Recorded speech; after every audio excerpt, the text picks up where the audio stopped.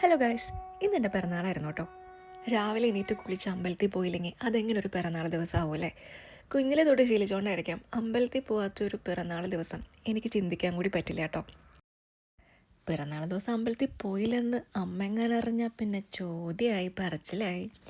എന്തായാലും കുറച്ച് നേരം അവിടെ പോയിരിക്കുമ്പോൾ കിട്ടുന്നൊരു സമാധാനം ഉണ്ടല്ലോ ഗൈസ്, അത് പറഞ്ഞറിയിക്കാൻ പറ്റാത്തൊരു കാര്യം തന്നെയാണ്.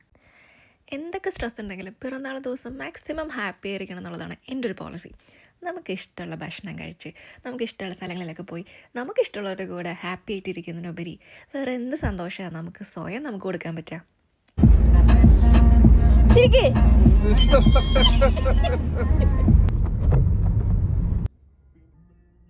പിന്നെ പിറന്നാൾ ദിവസം ഒട്ടും ഒഴിച്ചുകൂടാൻ പറ്റാത്ത അടുത്തൊരു വിഭവമാണല്ലോ നമ്മുടെ ഈ പായസം എന്ന് പറയുന്നത്.